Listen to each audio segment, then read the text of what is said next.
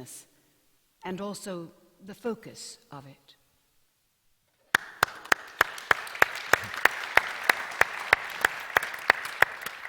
Well, in keeping with the pattern that we've established, we now turn to the real world and another non-fiction selection. Wallace Carter and Charlene Horn are among more than 400 fen-phen victims in the heart of Kentucky's horse country. Together, they sued the drug maker and shared in a $200 million settlement. Their story should have ended there, but it didn't. You know, you should be able to trust your lawyer 100% with your life. It was bad enough that fen-phen gave them permanent heart damage, but then their attorneys, William Gallion, Shirley Cunningham, and Melbourne Mills, ran off with most of the money.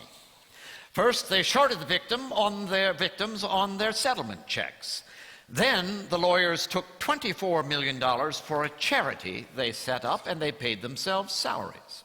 They even put the judge in the case on the payroll after he retired. And to keep the fraud under wraps, attorneys threatened the victims with fines and jail time if they told each other or anyone else about the settlements. Eventually, the cheated clients got wise and sued their lawyers.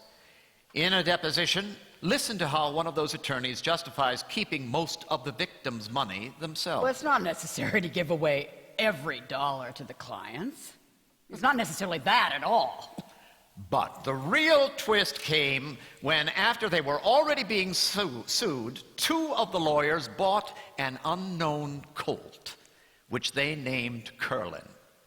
And if you know anything about racing, you already know where this story is going.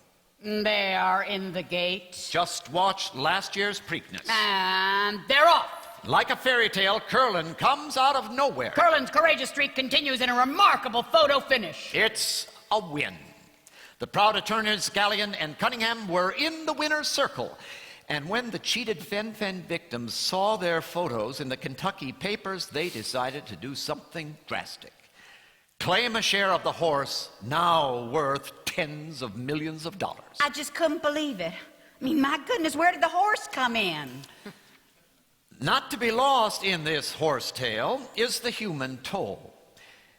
In just this one group of 440 Kentucky plaintiffs, 25 have now died of heart problems believed related to the fen-phen diet drug. Since the Preakness, the lawyers have been indicted on criminal charges and are in jail awaiting trial. They have been ordered to pay back more than $64 million, and the fen-phen victims, they got a stake in Curlin. I really think that if he could talk, he would be really, really disappointed with the human race. Curlin, on the other hand, is far from disappointing. Just named horse